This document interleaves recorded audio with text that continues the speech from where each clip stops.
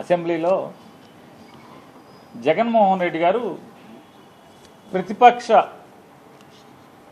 నాయకుడిగా అసెంబ్లీలో నాకు సమయాన్ని ఇచ్చేటువంటి అంటే పాలక పక్షంతో ధీటుగా ఆంధ్రప్రదేశ్ రాష్ట్రంలో ఉన్నటువంటి ఏకైక అసెంబ్లీలో ఉన్నటువంటి ఏకైక ప్రతిపక్షంగా ఆంధ్ర రాష్ట్రంలో ప్రభుత్వానికి వ్యతిరేకంగా పనిచేస్తున్నటువంటి ఏకైక పార్టీగా 40% ఓట్లు తెచ్చుకున్నటువంటి రాజకీయ పార్టీగా ప్రజల పక్షాన ప్రభుత్వం చేస్తున్నటువంటి పాపాలు, ప్రభుత్వం చేస్తున్నటువంటి తప్పులు, ప్రభుత్వం చేస్తున్నటువంటి మోసాలని నిలదీయటం కోసం అసెంబ్లీలో నా గళం వినిపించడానికి సరైన సమయాన్ని ఇచ్చేదానికి నాకు అవకాశం కల్పించండి అని చెప్పని కోర్టును ఆశ్రయిస్తే కోర్టు స్పీకర్ గారిని నోటీస్ అందజేస్తే దాని మీద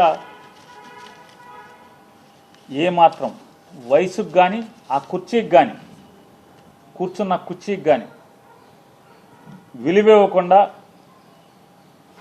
మరిచి మాట్లాడేటువంటి అవాకులు చవాకులు పేలుతున్నటువంటి ఆ వ్యక్తి మాట్లాడుతుంటే అతనికి తందానా అని భజన కొడుతూ కామినేని శ్రీనివాస్ గారు కైకులూరు శాసనసభ్యులు మాజీ మంత్రివర్యులు 5 ఏళ్ళు దాదాపు 4 ఏళ్ళు 4.5 ఏళ్ళు నారా చంద్రబాబు నాయుడు గారితో పాటు మంత్రి పదవి ఎలగెట్టినటువంటి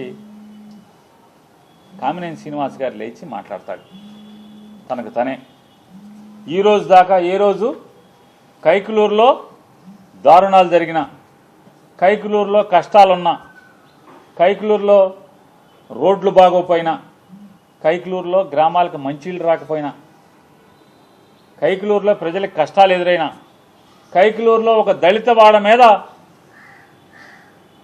జనసేన పార్టీకి సంబంధించిన వాళ్ళందరూ కూడా కిరాతకంగా పైశాచికంగా కత్తులతో దాడి చేసి హత్యాయత్నం చేస్తే దాని మీద ఏ రోజు కూడా మాట్లాడ్డాయన. పోలీసుని ఏ రోజు కూడా దండించడు, ఒక్కడిని నిలదీయడు. ఏంట్రా నా నియోజకవర్గంలో ఈ పాపాలు ఏంట్రా అని చెప్పని ఆయనే ఫోన్ చేసి సరెండర్ చేస్తాడు, ఎస్పీకి ఫోన్ చేసి వాళ్ళ జోలికి వెళ్ళొద్దని చెప్తాడు. ఆ పెద్ద మనిషి గారు నియోజకవర్గంలో పరిస్థితుల గురించి మాట్లాడకుండా ఆయన అసెంబ్లీలో మాట్లాడతాడు. సినిమాల గురించి, సినిమా రేట్ల గురించి, సినిమా వాళ్ళు వచ్చారని చెప్పాను. అదేమన్నా అసెంబ్లీలో జరుగుతున్నటువంటి అంశమా? అదేం చర్చ జరుగుతుండగా ఈయనేమన్నా లేచి మాట్లాడా? అది కూడా కాదు. లేచి తగుదనమ్మా అని మాట్లాడతాడు. ఏం మాట్లాడతాడు?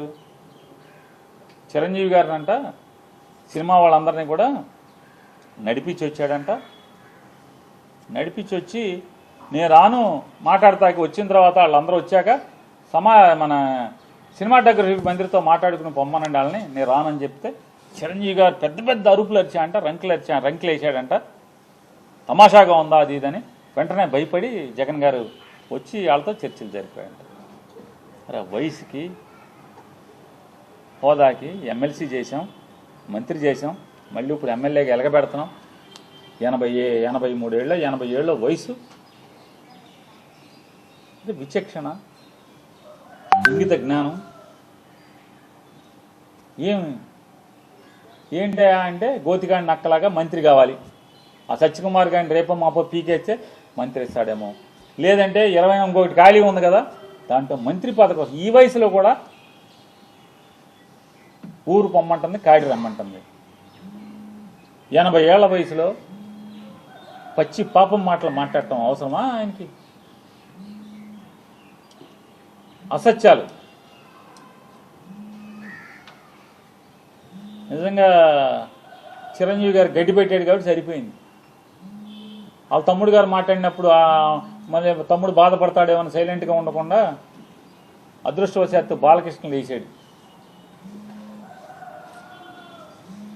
బాలకృష్ణ లేచి అంటే బాలకృష్ణకి బాధ ఏంటంటే ఇప్పటికే చచ్చిపోతున్నాడు బాలకృష్ణ. పవన్ కళ్యాణ్ ఉప ముఖ్యమంత్రిగా హెలికాప్టర్లో విమానాల్లో తిరుగుతాం, వాళ్ళ బావ వంగి నమస్కారాలు పెడతాం, ముఖ్యమంత్రితో సమానంగా జామర్లు ఉన్న కారు, ముందొక 3 పోలీసు కార్లు, వెనక ఒక 10 పోలీస్ కార్లు. అసలు మామూలుగా పవన్ కళ్యాణ్ కారు దిగంగానే వాళ్ళ బావ కన్నా ఎక్కువగా ఓ 25 మంది పోలీసులు చుట్టూ సఫారీలు వేసుకుని తుపాకులు ఇచ్చుకుని ఓ 25 మంది పోలీసులు. కొత్తలాడిపోతున్నట్టున్నాడు మనోడు. మామూలుగా ఉడుకుతున్న అన్నానికి అడుగుని చెగలేపితే మామూలు పొంగు వచ్చినట్టుగా లోపల మ్యాన్షన్ హౌస్ ఫుల్లుగా. అసలు రాను ఏమైపోతుందంటే ఇట్లాంటి వాళ్ళ మూలంగా ఆర్టీసీలో కండక్టర్కి డ్రైవర్కి డ్యూటీ ఎక్కేప్పుడు బ్యాందీ సారా తాగేప్పుడు పెడతారు. ఆ గొట్టం ఏంటంటే నోట్లో గొట్టం పెడతారు, బ్రీత్ అనలైజర్. ఆ బ్రీత్ అనలైజర్లో అసెంబ్లీ గేట్ కాడ కూడా తలుపు కాడ కూడా పెట్టాల్సిన పరిస్థితి వచ్చేసింది. రాబోయే ఇక మామూలుగా ఇట్లాంటి వాళ్ళు ఉంటే ఇక అంతే కదా,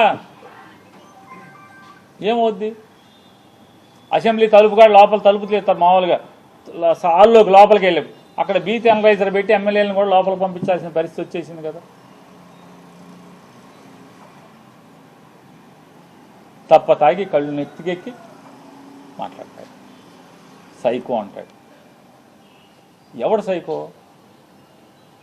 బాలకృష్ణ అనేవాడు సైకో. ఎందుకు సైకో? పవన్ కళ్యాణ్ హోదాని ఆ వెలుగుని చూసి ఏడవలేక సైకో. నువ్వు సైకో. ఎవడికి సైకో? మాకేం సైకో? ఏం చేశాడు సైకో?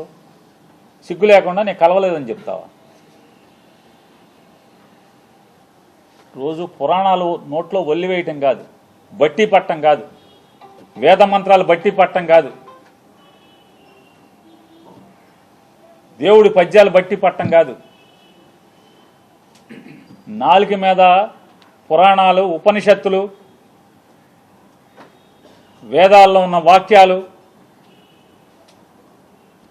అవి బట్టి పట్టినంత మాత్రాన ఇట్టాగుంటుంది. బట్టి పడితే జీవితం, బట్టి పట్టిన బతుకులు ఇట్టాగా ఉంటాయి. పేరుకేమో బయట మామూలుగా మైకూర్చుకుంటేనేమో వేదాలు, ఉపనిషత్తులు అవి మాట్లాడటం ఆ ఊయ అని చెప్పని. మనిషిని మందేస్తే ఇది మన తంతు.